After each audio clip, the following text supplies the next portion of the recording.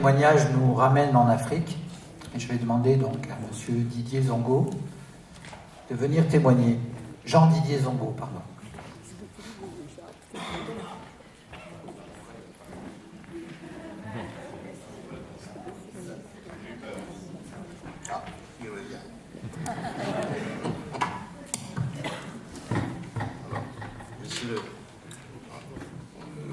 Monsieur le Président, Monsieur le Procureur, ou c'est Madame, je ne sais pas exactement le procureur, Madame, Monsieur les jurés, Monsieur l'avocat.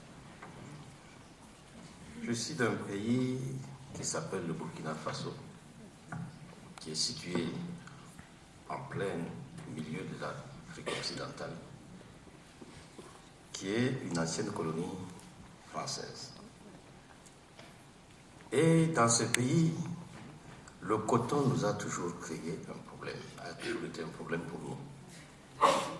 Pour nos grands-parents, pour nos parents, qui ont vécu en période coloniale, la culture du coton était obligatoire. Chaque village, chaque région devait fournir une certaine quantité de coton ou alors une certaine quantité d'arachide. Ça, c'était un impôt qui était payé en dehors donc de l'impôt de capitation qui était prélevé. Et depuis, non seulement il y a eu ce caractère forcé qui, évidemment, pour l'homme n'est jamais agréable, mais ce coton également a eu un impact négatif très important.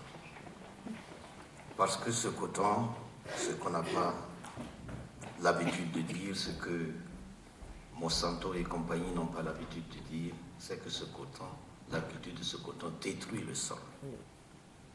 C'est ainsi que la partie nord de notre pays, qui était la zone cotonnière en période coloniale et dans les premières années de l'indépendance, est devenue totalement aride, totalement sec et ne peut plus, le sol est tellement infertile qu'on ne peut plus cultiver du coton de manière rentable. Ce qui fait que ce coton a été transféré dans les zones les plus humides, les plus fertiles, notamment dans la zone sud-ouest de notre pays. Et on voit donc ce qui se dessine pour cette zone-là. Et la culture du coton, comme l'a dit celui qui m'a précédé et qui parlait du Mali, constitue effectivement un problème. Et la culture est entièrement encadrée par une société qu'on appelle la Sofitex, qui est le successeur de la CFDT, Compagnie française du textile. Les intrants sont fournis intégralement, c'est-à-dire les semences, les pesticides, les engrais, tout est fourni aux paysans à crédit. Et le paysan est encadré. À la récolte, après la récolte du moins, la Sofitex vient prendre le coton, on pèse, on s'en va avec. C'est plusieurs mois après. Il y a des fois où ça atteint 6 mois. Il y a des cas exceptionnels comme cette année où ça a été payé plus tôt parce que la récolte paysanne était là. Et au moment de payer, c'est encore des gros problèmes. Parce qu'il faut prélever tout ce qui a été vendu à crédit. Et beaucoup de paysans se retrouvent déficitaires. Ou alors avec des bénéfices qui sont plutôt minimes. Qui n'arrivent pas donc à l'aider à subvenir à ses besoins. Il y avait donc ce problème qui s'était posé. Il y a eu petit à petit, comme l'a dit Koulibaly, l'accroissement de la quantité d'insecticides qui étaient employés, et ainsi de suite. Et le renchérissement donc de manière générale des intrants. Ce qui fait que les pesticides sont devenus beaucoup plus chers, les engrais sont devenus beaucoup plus chers, et ainsi de suite. Et il se trouve que Monsanto avait une solution qu'il voulait proposer. Solution qui a été accueillie à bras ouverts par les autorités burkinabées, parce que les autorités burkinabées avaient un problème sérieux. C'est leur relation avec les États-Unis. Alors, la pression qui a été exercée par Monsanto et ses supérieurs, du moins les États-Unis, était que si notre attitude, l'attitude de notre pays vis-à-vis des OGM changeait, la politique vis-à-vis donc, c'est-à-dire la cote de notre pays auprès des États-Unis s'améliorerait. Parce que nous avions de sérieux problèmes avec le diamant d'Angola, le diamant du Libéria, le diamant de Sierra Leone. On nous accusait, on accusait notre gouvernement d'être chaud. Donc pour le gouvernement, c'était une aubaine. Et c'est ainsi qu'ils sont tombés dans les bras donc, de Monsanto. Ce qui veut dire que c'est vrai qu'ils ont une responsabilité, mais Monsanto également a une certaine responsabilité. Mais en fait, ils sont tombés, eux en fait, sont tombés dans le piège de Monsanto, qui a commencé à raconter des choses mirobolantes sur ce coton pété, qui non seulement allait diminuer le nombre de traitements de pesticides, mais également allait accroître les rendements. Et justement, ce que je peux apporter comme témoignage ici montre que les conséquences sont plutôt néfastes et nuisibles. Alors, première chose, sur le plan socio-économique, pour être assez bref, je dirais tout simplement qu'aujourd'hui, le poids du coton que le paysan va livrer, est pratiquement la moitié de ce qu'il livrait les années précédentes, alors que la quantité est la même. Cela est dû à quoi? Cela est dû au fait que le coton BT, le coton OGM donc, pèse moins lourd, non pas dans son intégralité, mais les graines pèsent moins lourd, ce qui fait que la proportion de fibres est nettement plus importante, mais la quantité globale pèse moins. Les paysans nous disent que un camion qui remplissait pesait 6 tonnes avant, actuellement il pèse à peine 2 tonnes. Donc vous voyez quelle est la baisse de rendement que cela entraîne. Alors, on entraîne ainsi donc nos paysans dans la misère. Et la révolte est là, les gens sont excédés. S'il est vrai que le nombre de traitements en pesticides passe de 6 à 2, il n'y a que le prix de la semence passe de 1600 francs CFA à 54 000 francs CFA. Ça veut dire plus de 20 fois le prix qu'il coûtait. Alors vous comprenez que pour les paysans, ce qu'on leur a dit n'est pas ce qu'il y est. Et beaucoup d'entre eux tombent en ruine. Alors qu'il n'y a que seulement 2 ans que nous sommes entrés dans cela.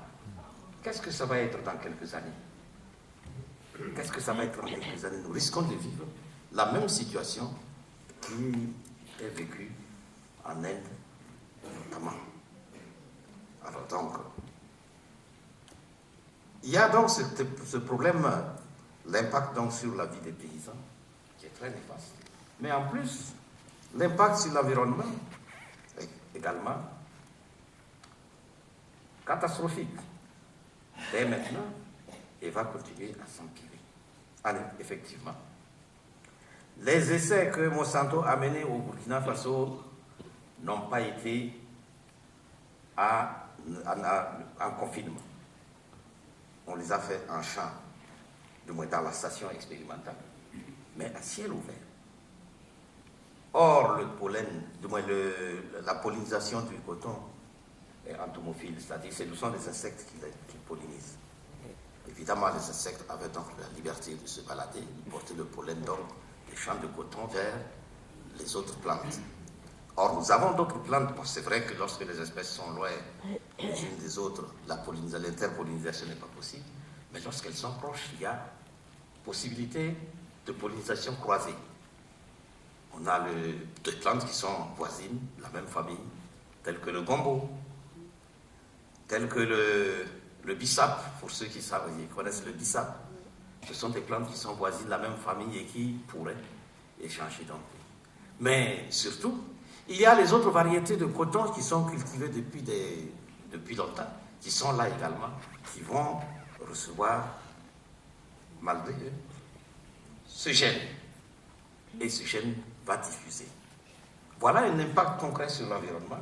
Voilà un impact sur la biodiversité. Ça veut dire que petit à petit, toutes nos plantes qui sont proches donc, vont acquérir le gène et vont devenir en fait des OGM.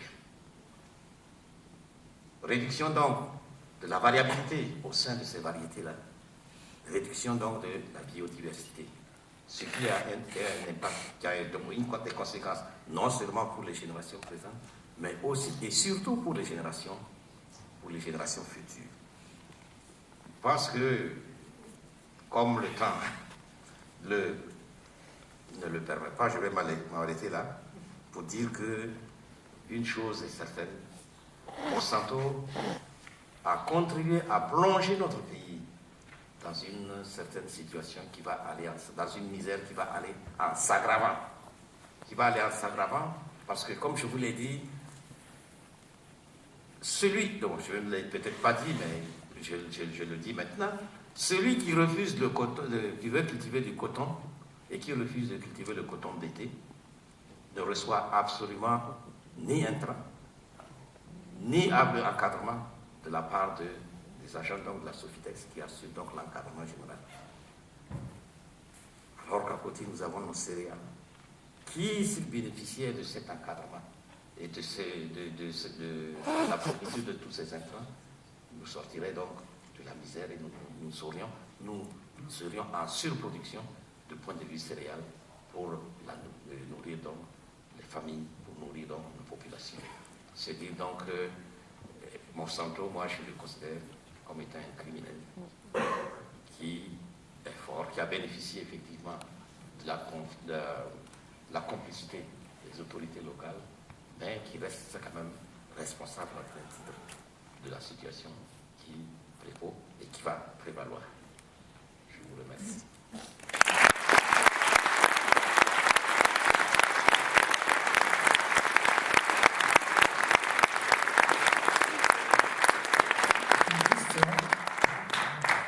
J'aurais peut-être une question, mais je crois qu'elle est très malvenue et je pense qu'il vaut mieux que je me taise.